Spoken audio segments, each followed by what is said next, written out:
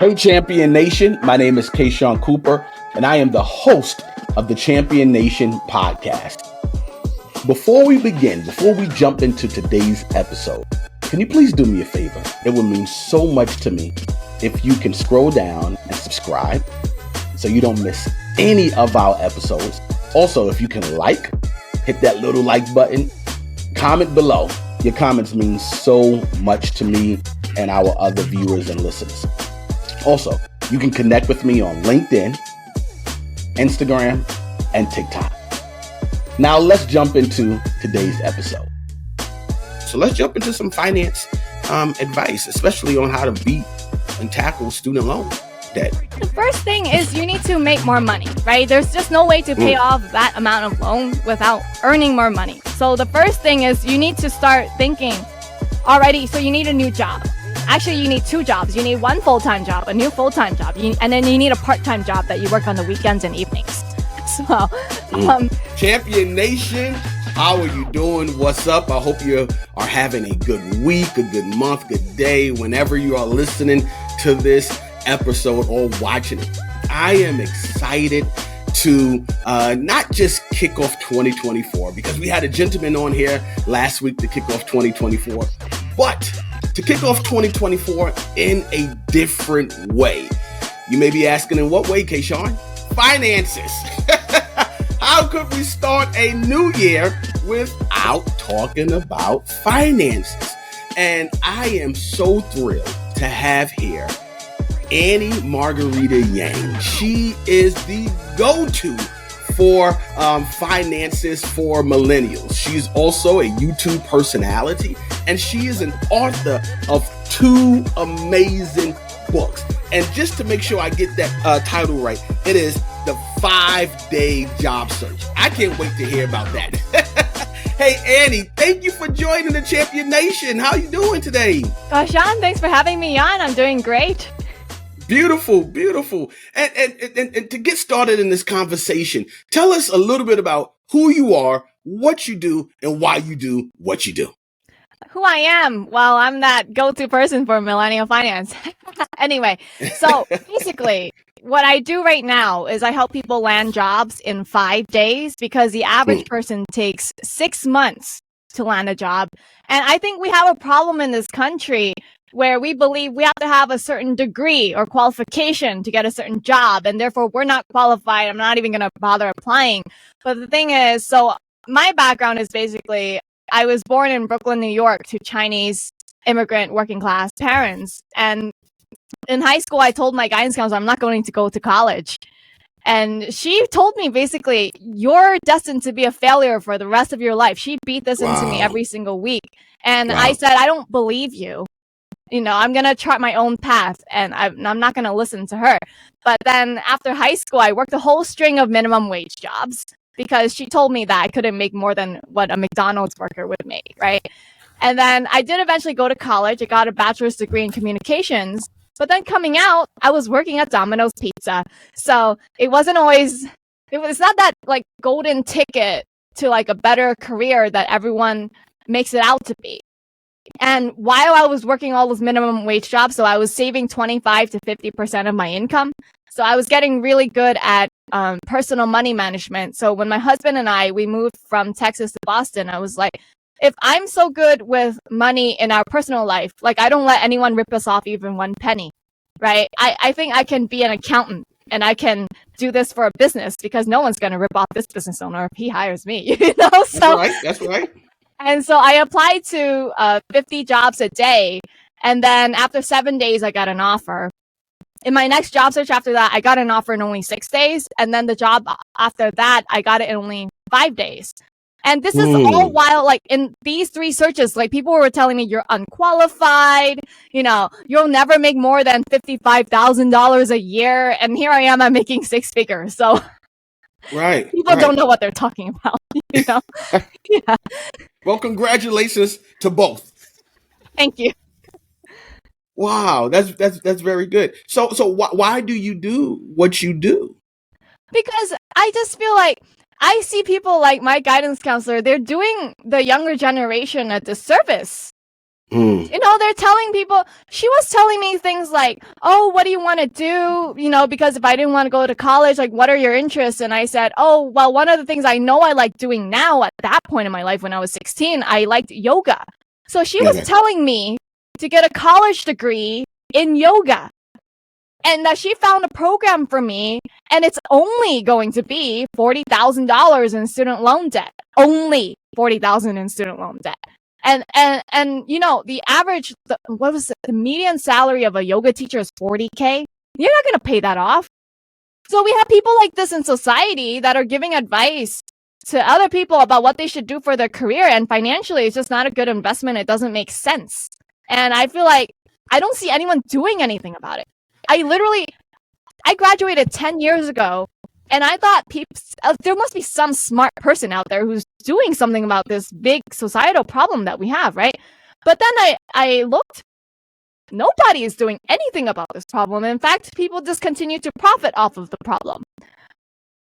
We have even more people going to college and the student loan debt is even bigger, right? Like nobody's doing anything. So I want to do something about it. That's why I do what I do. I want to do something about it. Let me ask you a question. Your guidance counselor probably a high school guidance counselor in New York probably was making what, 60,000 maybe? No. Those salaries are public. She was making 85,000 when I was a student there. That was 10 years ago. Today she's making about $115,000 as a high school guidance counselor. She makes more than the teacher. High school guidance counselors make more than the public school teachers. Wow. Yeah. And wow, that's a topic for a different day. But do you think that some people have not earned the right to give certain advice, especially financially, if they're not there yet? Do you think that someone who's making 40K, 50K can give advice to someone and say, no, you won't ever make six figures? Do you think they're giving advice from their perspective or what? I think she gave advice from her own like very traditional Indian upbringing. Now her last name was Garcia, so that's not Indian. I think what happened was she married a Hispanic man. Mm-hmm. So I think she took on his last name, but she herself is Indian. So I feel like maybe it's that her own philosophy that she grew up with. And then I took her words with like a lot of like, why is she doing this to me? Why is she picking on me? And then finally, now that I'm an adult and I look her up and I look at her background and her work history and things like that, she like went straight to college. She went to a CUNY, right? Then she got a master's degree. Also at a CUNY.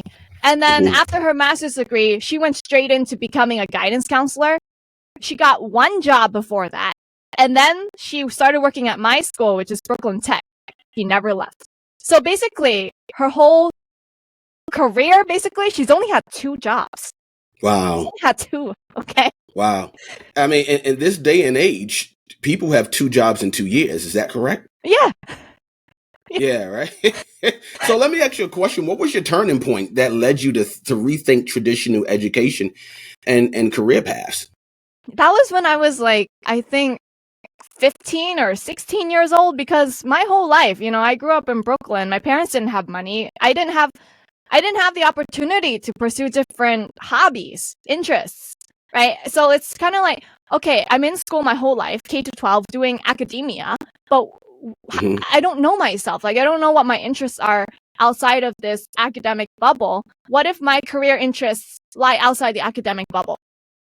You don't want to get that wrong. Like, you want to get that right from the beginning. You don't want to go in a circular manner to like, okay, maybe I like sociology or maybe I like mathematics, only to finish college and come out with all this debt and realize, actually, I like something like makeup and hair, which isn't taught in an academic setting. You have to go to beauty school for that. It's a different school altogether, right? Right. I didn't want to get this decision wrong, but I had like a lot of well-meaning adults keep asking me, well, what do you like? And then I was just like, it doesn't make sense. Doesn't it make more sense to first figure out that answer before you even pick the school?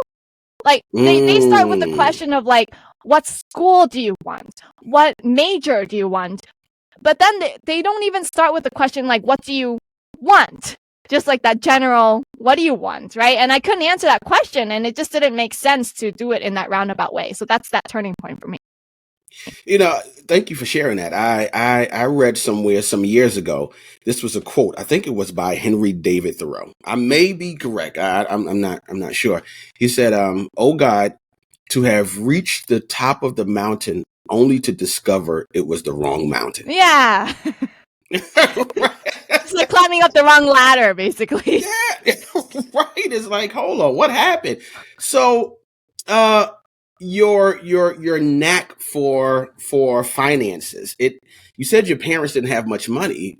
Is it an innate gift? Did you read a book? Did you read Think and Grow Rich? Did you read like what sparked the knack for finances at such a young age? That's because, like, I don't know if this is all Asian households, but in my particular household, if I asked for something, like let's say I got guitar lessons, my mom would start going like, well, I got you guitar lessons, therefore you need to be a good daughter and you need to do X. Or like, we bought you that phone, therefore, well, when I got a boyfriend and he had brown skin, right? When I was a teenager, they took the phone away. They're like, well, we paid for that, so we're just going to take this away. So it was kind of like this control factor in my life of like, you don't have control over your life until you're 18. Like that was my dad's, what he kept repeating. My house, my rules. When you're 18, you do what you want. But before 18, you follow what I say. So it was that kind of like household. And I could imagine like if that kept up, even after 18, my parents could still have control because like if my parents paid for college, right? If they paid for living expenses, if they continue paying for a phone bill, or for health insurance, whatever things that a lot of adults these days still have their parents pay for. Like I can imagine my parents going like, well, we paid for your schooling, therefore you have to go to this specific school. Or we want you to major in that specific major. And we want you to be a doctor, or we want you to be specifically a teacher. Like I know for a fact because of how they worded things when I was a kid around money, like we bought this for you, therefore you need to do this. I was like, I think if this keeps going up, it's going to affect my career trajectory itself as well. And I might not end up being happy simply because I took the money and ended up doing something that I don't enjoy. Right. So that was really important for me. So that's why I got really good at money management, because I never wanted to ever ask my parents for money. And I have never asked them for money ever. So their control drove you to your freedom. Basically, yeah, because when I got the boyfriend with the brown skin when I was 14, they took away the phone, but I earned an allowance. So like I basically earned $20 a week for washing the dishes for every meal, so I had to earn it. So I got like $80 a month. Well, what do I do with that $80 a month? So my boyfriend at the time gave me like an old cell phone that they no longer needed. So I got their cell phone for free, but I have to pay for the cell phone plan. So I used my allowance to pay for like a T-Mobile prepaid cell phone plan. Like I would put like 100 minutes at a time, right? Oh God, minutes. Jeez. Yeah, this is like when everyone had unlimited minutes already, but I still had to pay for 100 minutes at a time because I was working with this tiny budget. And then even at that time in my life, my parents stopped buying menstrual pads. Like I had to go to CVS or like Rite Aid and buy my own menstrual pads at that age, So like at that age, I already had to start managing $80 a month. Wow, which is not a lot. It doesn't matter if you're 14 or not. $80 a month.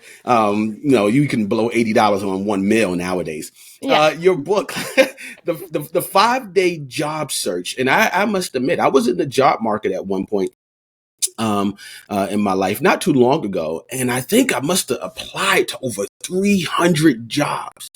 300 jobs and you hit it right on the head, around 6 to 8 months.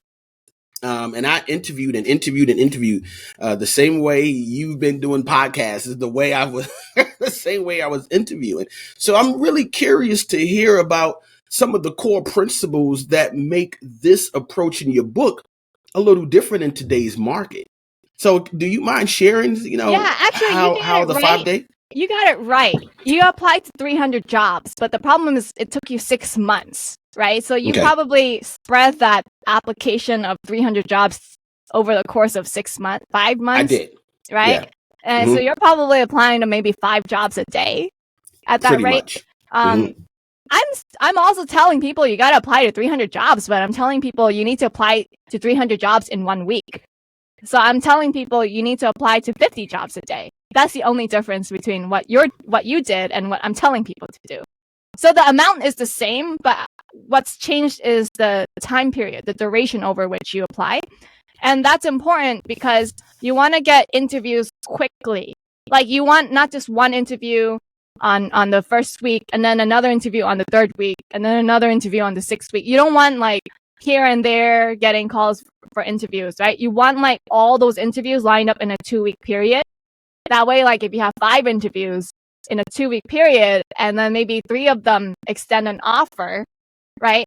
Then you get to pick which of the 3 offers you want instead of having FOMO and wondering like, Yes. Let's say someone gave you an offer on, I don't know, the 15th of September, right? And then they say this expires on the 30th. But then you have an interview lined up for the 28th.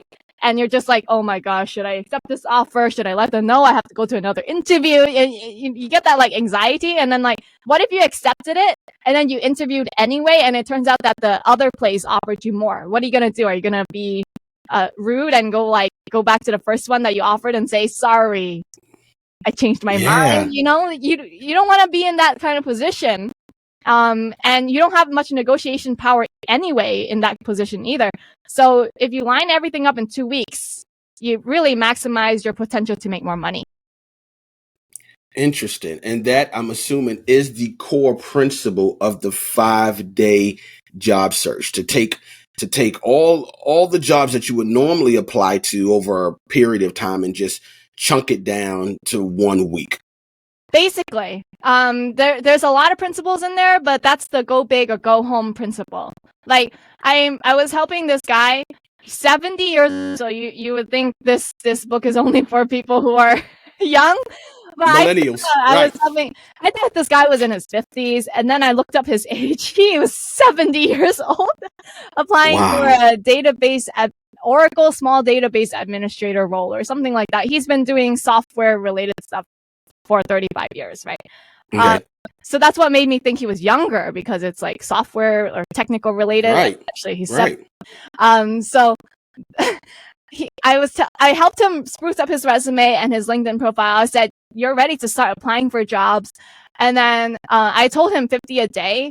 And, a lot of times I just take people for their word, what they tell me they did. I'm like, okay, right.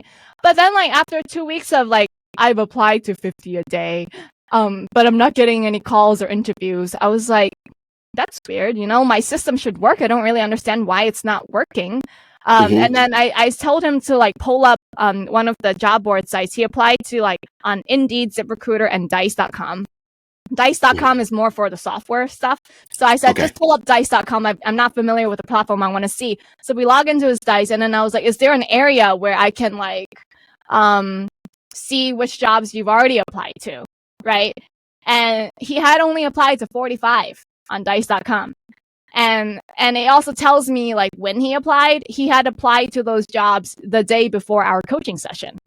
So here he was like, why is no one calling me back? I'm like, because you only did this yesterday? You procrastinated. Yeah, like, come on. And then so I said, we're not going to continue unless you apply to all 937.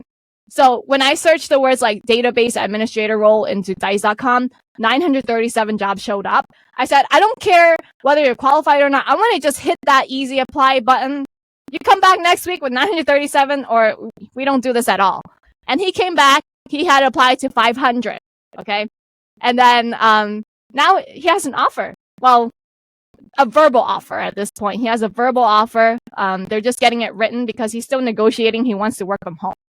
So yeah, but it works. He's 7 years old. He managed to do it in 7 coaching sessions, which should have only taken 5 because for 2 of them, he didn't do his homework, right? And he was wondering why he wasn't doing stuff. Yeah.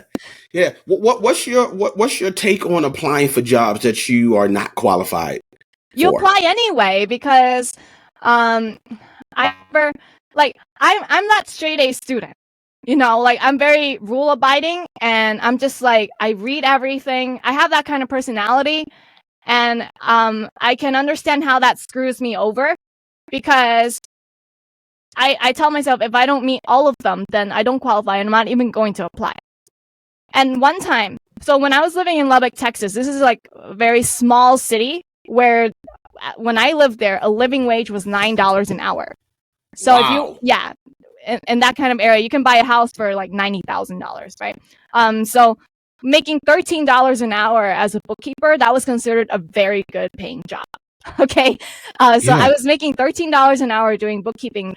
And then the owner, she knew that I had to move to Boston. Like I told her well in advance. I told her like maybe 6 months in advance, you know, because this is something I don't just get up and do, right? So when she finally hired my replacement, I had to teach my replacement how to do things in QuickBooks.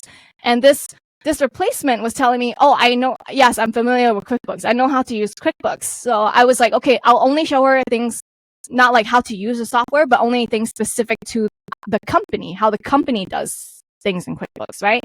And so I was showing her things. She wasn't getting it.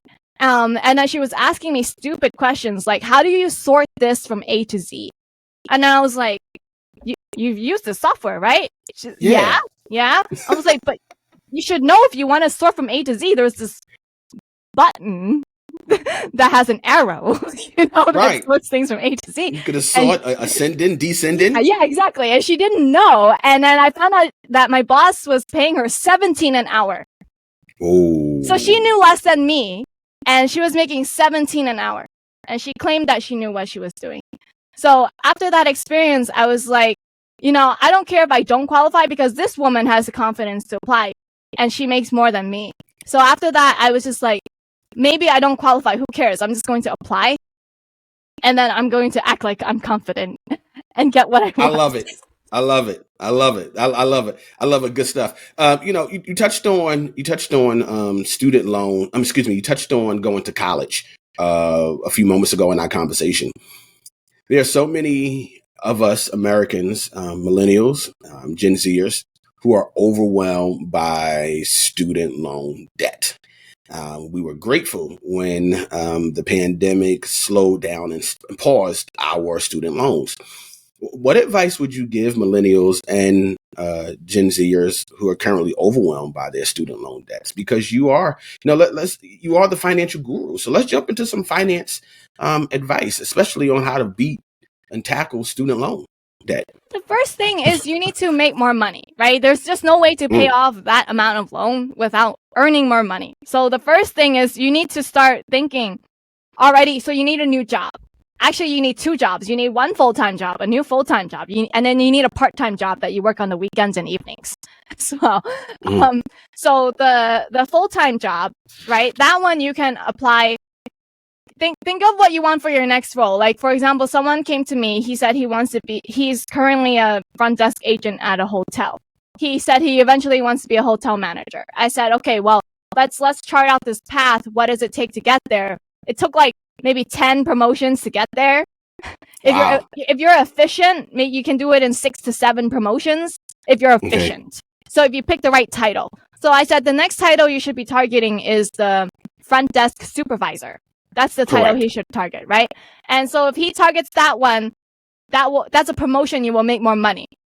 So what I wanted him to do, he dropped off. He quit after like the first session, what I told him he needed to do. So, but if I had to keep helping him, I would tell him like, look up front desk supervisor job listings in Google, and then open up 20 of them in a new tab, and then copy and paste one listing into ChatGPT. Tell ChatGPT, you know, analyze this job listing. What is the employer looking for in their ideal candidate?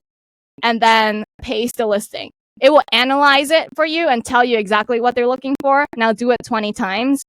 If something's repeated like over and over again, that has to be in your resume. Like if you meet that, you put it in your resume. If you don't have it, then of course you don't lie. You just leave it off your resume, right? Correct. But basically you're writing one highly targeted resume for this specific title. You're not writing a new resume for each job you apply to, right? You just write one. And that's why you can apply to 50 a day, because you upload one and you click easy apply, right?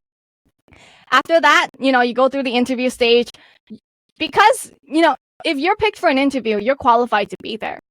So Right. it's at that point you negotiate the salary.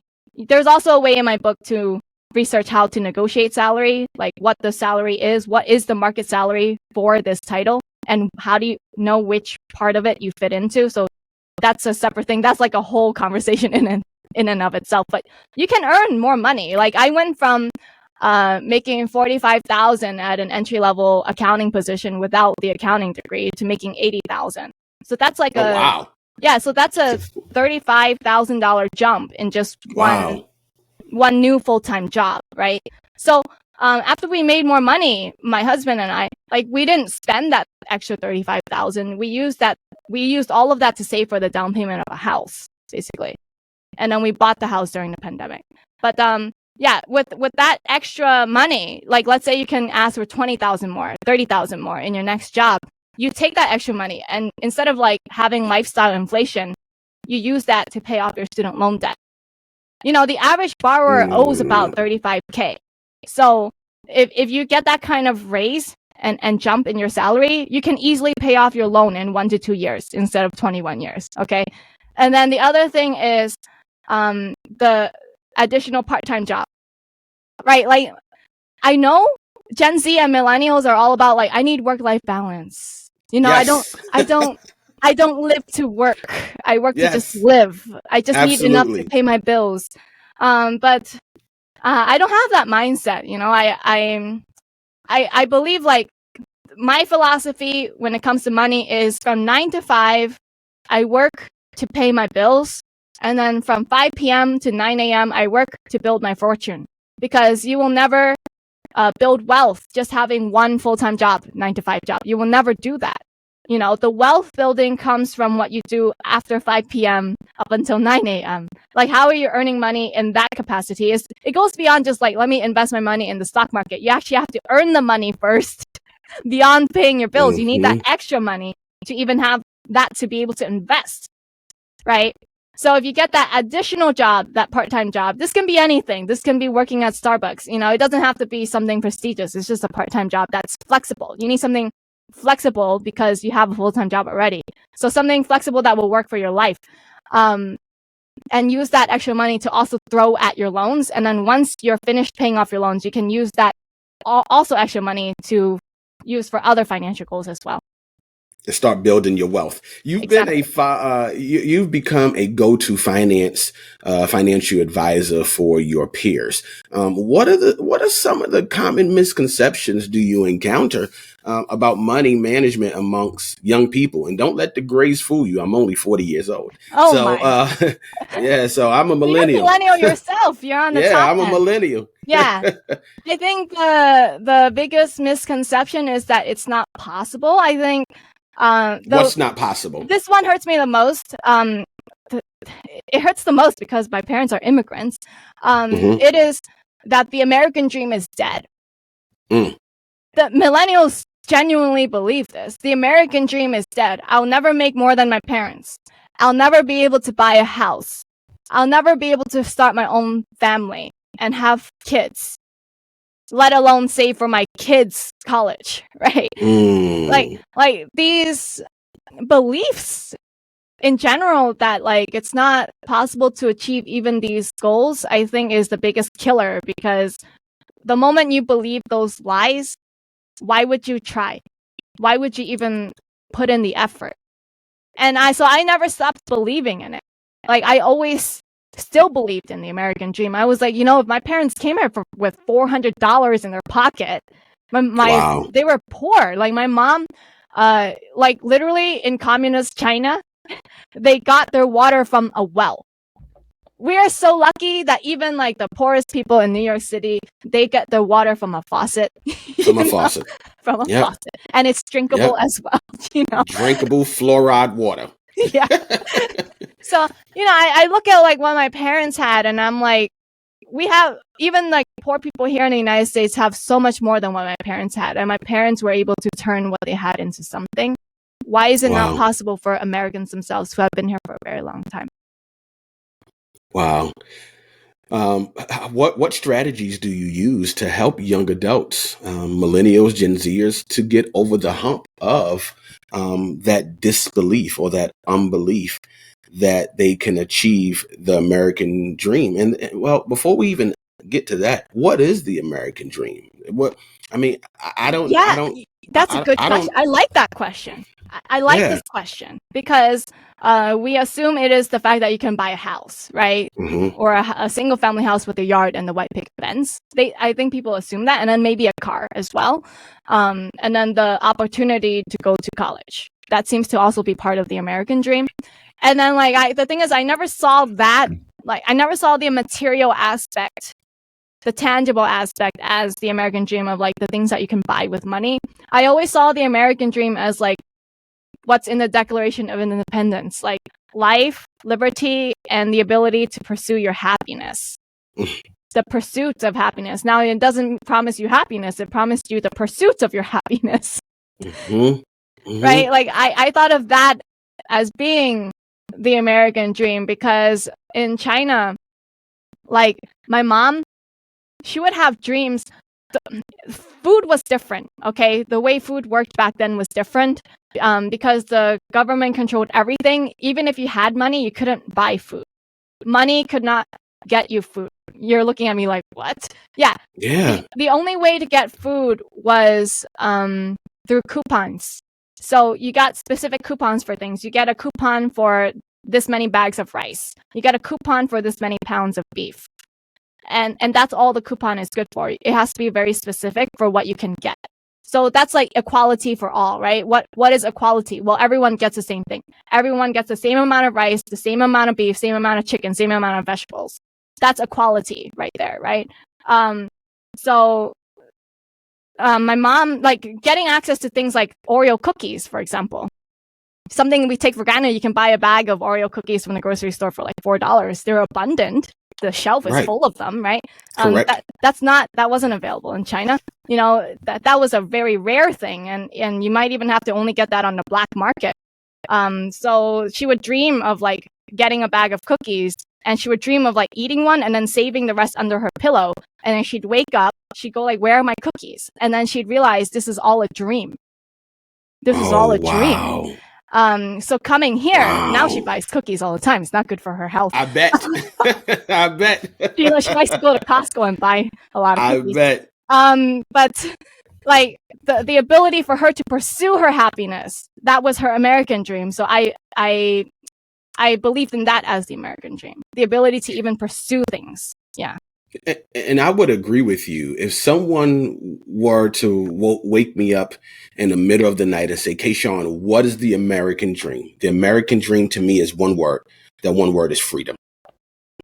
That's it. It is. It literally is freedom. It's freedom to do, just like you said, Annie, is to pursue your happiness. But I think just like the cookies on the shelves, you said there is an abundance of things, right? So you have Oreos, then you have Oreo double stuff, then you have the golden Oreos, then you have golden Oreos double stuff, then you have so many things. When you get to the cookie aisle, you are confused because there's so many options. Yeah. So we have the freedom here in America to pursue the happiness. I think the question becomes in what really makes us happy. Yeah, that is a good question. And I think a lot of people don't know the answer to that question. And then they just consume mindlessly as well. I have, because of my social circle, we're all well off at this point. And the things that they do, I feel like they just spend money on eating out. And then they also just spend money on traveling. Every other month, my friends are going off to, I don't know, Guatemala or Mexico, Spain, some new country, right? And I'm just is this joy? I'm not really sure if it is joy. For them, it's just something that they like to do in their free time. But yeah, it doesn't bring me joy. What brings me joy is piano. So I spend my money on that. But prior to that, I felt like I couldn't figure out the answer. My friend actually pointed this out. I was working all the time, and then he asked me, Annie, if you made $2 million a year, what would you do with that money? And then I was like, well, I would get a nanny. I would have kids, I would have a bunch of kids, but I also have a nanny to help take care of the kids. And then Right. I would have a full-time chef to cook all our meals. And then Oh, I would also absolutely. have a driver, a chauffeur to drive us around. Like basically the Yes. errands of our day-to-day life, I don't want to do them. So I'll pay someone to do it for me. But he was like, Yes. that doesn't cost $2 million a year. He was like, you can pay the driver $100K, you can pay the chef $100K, you can pay the nanny $100K. Where's all the other money going? And don't tell me you use that money to make more money, okay? Don't tell me you'll invest it to make even more money. And then I couldn't figure out the answer. I was like, I mean, he makes a good point, Yes. And Yeah. then I realized, something I always wanted to do when I was a kid is I wanted to learn piano, but we didn't have the money. I was like, why do I have to wait until I make 2 million to learn piano? Why can't I start learning now? So I learn piano now. There you go. I'm happy. Are you making the 2 million? I'm not making the 2 million. No. You don't need $2 million to learn piano. There are people who don't even have a lot of money and they learn piano. Absolutely. No, that was good. Actionable solutions. You emphasize the importance of actionable solutions over general advice. Can you give an example of a strategy that worked well for your followers in the sense of accumulating or building wealth? Because that's, everyone wants to, I won't say everyone, I'm going to generalize and say most of us want to be financially independent. We want to be financially free. What actionable steps can we take to get us to that level starting today? Starting today, you need to build a plan. It all starts with a well thought out written plan. That plan in terms of finances is just a budget. If you don't have that budget, you won't have that plan, right? Like on how you're going to get there. It doesn't happen by accident. Like having savings. My husband, when I first got married to him, I wanted to combine our finances. So I asked him how much he had in his savings. And then he was like $200. And then I was like, oh, you have a savings account? And he's like, no, my savings is just what's left in my checking account. And then I was like, well, like every month you get a paycheck and then sometimes you'll go below the 200. Yes. So that's not a plan. Like, that's not like, let me accumulate, like actually build my savings and make sure I never dip into them over a time period. Right. So, we had a plan, we got married, we combined our finances. And then I knew when we were in Texas, he was just doing his master's. So I knew we were going to move to Boston. We had 10 months to plan for that, right? While I was working minimum wage jobs there. $13 an hour was the most that I made there. I had 5 jobs, okay? So I had a plan of how much we were making, how much we could spend. And while we were doing that, we set aside $500 to $600 a month toward that plan to move to Boston. So that by the time we move, times that by 10 months, we'll have $5,000 to $6,000 for a cross-country move. And to also secure an apartment, we need to put down like first and security to get an apartment, right? So I had to do that as well. So with that planning, like we just follow that planning to a T, and lo and behold, when we moved there, we had $5,000 to $6,000. And then when we decided on the apartment that we wanted, I got out the checkbook to start writing the check for the down payment. And then my husband pulls me. He was like, wait, we have the money for this apartment? Like we can just write a check? I was like, yeah, what do you mean? Of course we can just write a check. How do we have so much money? How much money do we have? And then I was like, we've been sitting down. No, this is funny because he and we sat down every month for a new budget. And I said, this is how much we're saving. We're going to save $500 a month. We're going to put that in the savings account. And he's like, yeah, okay, sounds good. And then every week I would also sit down with him on Saturdays and say, and this is how we're on track for the budget. We're over here. So we have to be under here to make up for that fact. Right. And then, I was like, I've been like communicating with you for 10 months. And I've been telling you we've been saving for this, and you didn't make the connection. He was just like, and he told me, I knew we were saving $500 a month, but I didn't realize 500 times 10 was 5,000. And he didn't know we had $5,000 in our account. That is hilarious. but it's also powerful at the same time. Because if you just start with, and many of us can't really save. Many Americans, we can't put away $500 a month. We're not at that point. But to your point, you say get another job, get a part-time job to take care of those different things. But even if you put away $100 $100 a pay period, every 2 weeks maybe, or $50, that if you do $100 a month, 10 months, you got 1,000. Right? You Exactly. get what I'm saying? So if you just put away a little bit at a time, and that's probably what he didn't see. He saw, and that's probably He a good saw thing. the per month. He saw the per month. He didn't see Yep. the whole thing. Yep. And that's probably a good thing. And I'm still offended by what he said to this day. I still bring this up, even though this has been 5 years ago. I'm sorry, we're running over time, I know. But he was like, if I had known that we were able to save $5,000 a month, I wouldn't have agreed to eating out only a week. Yeah. And then I had to explain to this guy. He didn't understand. I was like, honey, the whole reason why we have $5,000 is because we only ate out once a week. If we ate out more often than that, we won't have $5,000. Yeah. He didn't get it. He didn't get it. That's cool. My wife, she's the dollar detective here in our house. Me, I'm probably just like your husband. No, I want to eat out every day of the week. And if I would have known we had 5,000, I probably would have tried to spend that $5,000. That's so it's probably good that he didn't know it. Let me ask you another question. In your opinion, before I ask that question, you do have a corporate career, right? You said you work 9 to 5. Yeah. Wow. Right. Kind of. Yeah. Some you have a traditional gig. How about that? I work only 10 hours. A week? Yeah. Oh wow. So my question was going to be, where do you find the balance though? Because I'm assuming when you're at work, you're all in. And when you're coaching, when you're writing, you're all in. How do you find the balance to make sure that every area, even being a wife, this list of everything I need to do. This is literally everything I need to do for the rest of the month.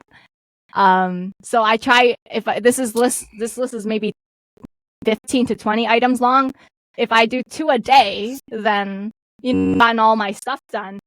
Sometimes if I'm even more meticulous about my planning, I'll put on this list like how much time it will take. Like let's say recording 3 videos takes me 3 hours. I'll put 3 hours on like how much time each item will take, and then I'll schedule it into my calendar. So that way, I don't do too much in a day. I do just right, and I know exactly that the task will be done, so I won't feel so anxious about it not being done. Oh, I like that. So not only do you do a to-do list, you take that to-do list and you put a duration attached to that. Wow. Do you know for sure how long it's going to take, or you say, hey, I'm only dedicating 20 minutes to this task, and if it goes over 20 minutes, I'm stopping and I'm moving on? Is that the way I'm a little wishy-washy about that. Sometimes things take longer, and then I'm like, well, I'm so focused on this, I gotta finish it up, and then I'll have to reschedule the other task that I haven't started to another day. I'll have to move that to another day. But sometimes, a lot of like creative work, especially if you're a perfectionist, you can go forever. Like if I'm designing a website or crafting an email, like you could fix things forever. So at some point, because of those specific kinds of tasks, I say, stop. I gave 30 minutes. This has to stop. I get 5 more minutes and then I have to move on, because like, nobody cares. What's important is that it got done, not that it's perfect. So I have learned to tell myself, like, this is 80% good. It's okay. Nobody's like nitpicking, like, oh, she put that on her website like that. Oh, it's not good enough. The copywriting could be better. Like nobody does that. Yeah. So only you do I like that. Only you do that, right? For your own stuff. Yeah. So I just stop. I like that. And I guess when it comes down to building wealth, no one cares about perfection. Just get started. I guess 10 years from now, yourself will thank you that you just got started. Would you agree? I agree. So in your opinion, how would you, what does it mean to be a champion to you? To me, a champion A champion is someone who goes big or goes home. All right. That's someone who is a champion. Like if you want to get a new job in 2024, you got to go big or go home. You got to apply to 300 jobs in a week. I love it. Where can our listeners connect with you, Annie Margarita Yang? The best way to follow up with me is by heading over to www.annieyangfinancial.com, ANNIEYANG financial.com. The audiobook for the 5-day job search book is actually free. So on annieyangfinancial.com, at the top, it says audiobook. Just click on that, put in your name, your email address, and you can download that. And also follow me on TikTok. The username handle is Annie Yang Financial. Wonderful. Hey, Champion Nation, this has been a practical conversation. We talked about overcoming student loan debt. In the words of Annie, get another job. It doesn't have to be anything exquisite. Just get another job. Be a server, right? Just take your daytime job that works on, pays your bills. And then the part-time job that takes care of wealth building, and you use that extra money to knock out your student loan debt. So with Annie, we appreciate you.